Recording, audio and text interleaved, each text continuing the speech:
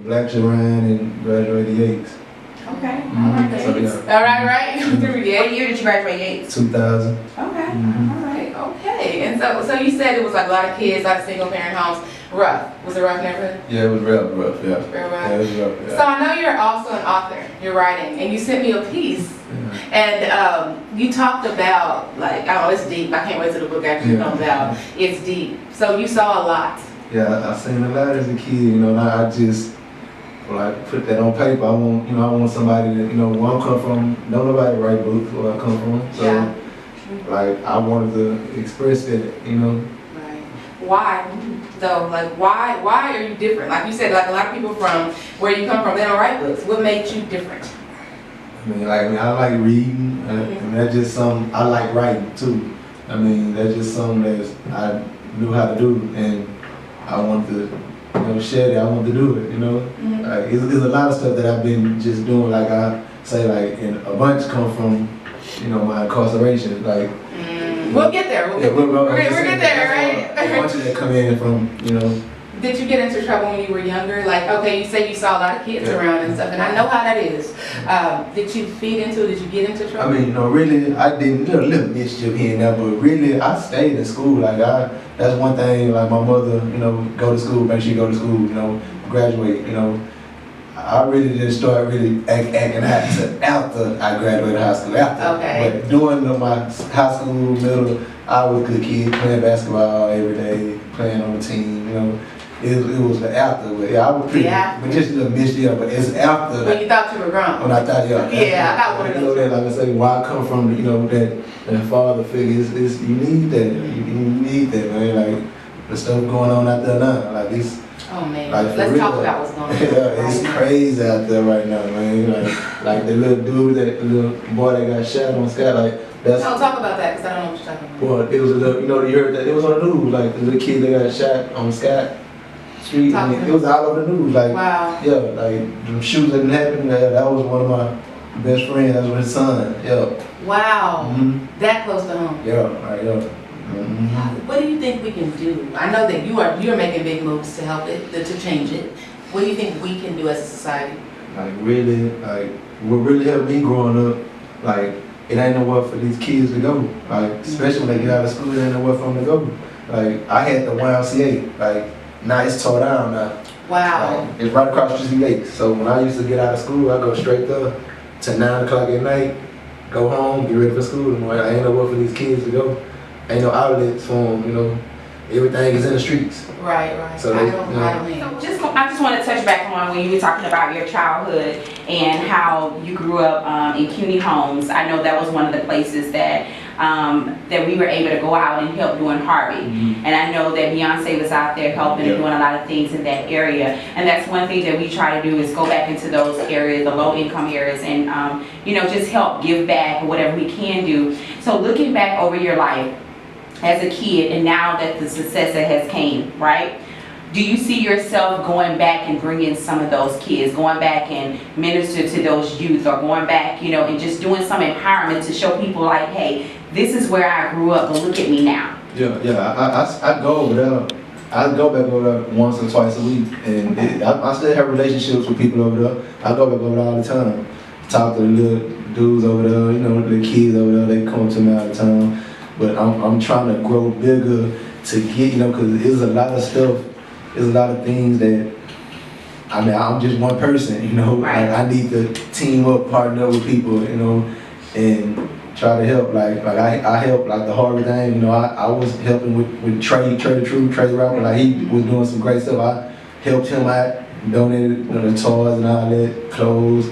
So we need more people like that. We need more outlets like that, like more people helping, Absolutely. You're married. Yes. Okay.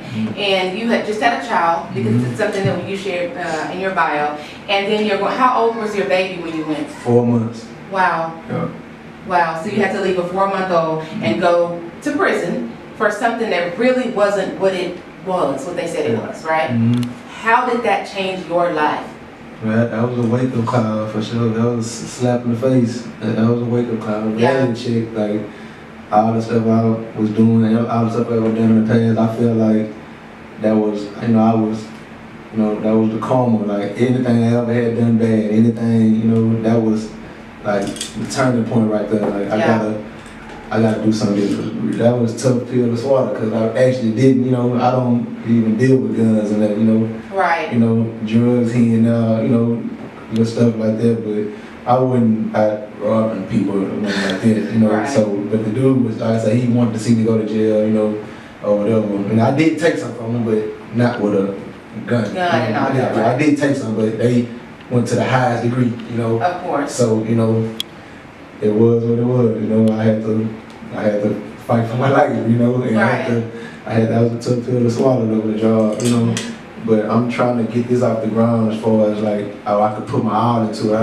I really ain't on this 24/7. I still work, but as soon as I get out of work, I'm networking, I'm hitting people, I'm doing this, you know. So I'm really trying to get it to where, you know, I can give me a location or something, and you know, and like I cut hair too. So I cut hair too. So I wanna, you know, barber, beauty, like, you know, all that goes in fashion, all that ties in together. Yeah. Like I want to be a part of all that. Yeah. So I want to, you know, find me a building, office suite, you know, start having my clothes in there, you know, network with people and, you know, try to grow, just see where it goes from there. You're not just a barber. You don't just cut, you know, you're a celebrity barber. Yeah. You have some very high-end clientele. Yeah. How did that come about? How did you make those connections? I went to barber college right there in Richmond.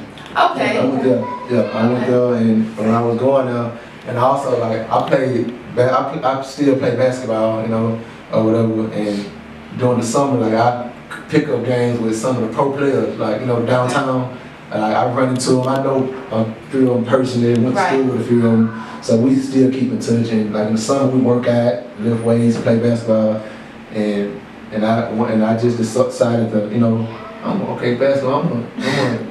I can cut these. I can cut these dudes. Why you don't got no haircut? You know, I always, you know, I cut hair. So that was the pitch, you know. And a few people hit me here and there and link me up with certain people. And I mean, my partner down here, he flying in, he coming out, he nigga haircut. Can I give him a number? Yeah. Networking. So like I said, my first actual like Mike James, he used to play for the Rockies. Yeah. He actually linked me up. He really linked me up. He go to my church. Okay. He linked me up with J.R. Smith. I'm gonna play for the Cavs now. That was my first celebrity cut. Like that was my first cut.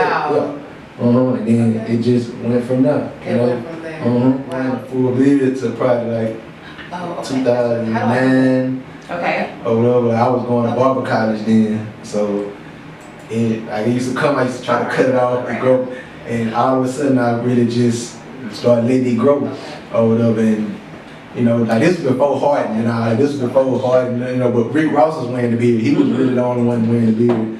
But I embraced it. I just started growing it, and you know, I kept wearing it ever since. You know, I'm gonna try to grow it as I can. You know, try to find people to partner with, and you know, link up with. All right, I'm bouncing back and forth, but we talked about your community, and like she said about going back and what, you know, talking to some of those people, and like for some reason sticking in my brain what you said about the YMCA. There is not an outlet, and that's true. There's not anything for these kids to do, so they're getting into trouble, and it's escalating. It's becoming much worse than just, you know, I took candy out of the grocery store. I'm shooting people now in the face. You know, it's growing, and so something needs to be done. What do you think the city can do? What do you think that we can do? Because we have platforms as well. What can we do to build communities like that back up and give these kids somewhere to go? Like, really, like, I still go over to the community. I mean, like, when that stuff be going on, you know, everybody come out, like I say, you know, people come out here, but like I say, they not over there. Like, you know, you can put stuff on the news, you can, I mean, they not over there, man. Like, you got to be over there. Yeah. Like, you have to be physically over there, you know, to reach these people, man. Go back and get back to your community, because one thing about being consistent, a lot of time we can see things on the news, we can see things on social media, and these people are doing things just for the now. But we talking about consistency, we talking about long term, because you know, you can make an impact that one day, but what happens after that one day? That child can go get in trouble the next day. So definitely bringing programs, bringing facilities, to these communities will make a huge difference. So I just want to thank you. Hats off to yourself, hats off to your first lady, because you know, behind every strong man is a strong woman. So you know, don't let your setbacks, because you're look where you are now. You know, hats off to your pastor. I think he does some amazing things. Can't wait to visit his church, but you know, you under awesome leadership. So keep going and just know that the sky is not the limit. Shout out to Pastor Keon. Hey, Pastor Keon. Pastor Keon, I know I ain't been in a while. We coming. I've been working. I've been at the work weekends. It's all right. It's all right. All right. Why you shaking her head like stop? All right. Well, follow me on Instagram, Beardgame BJ, BEARD BJ. Get your shirts, man. Order them, sending them out, man. Shipping anywhere in the United States.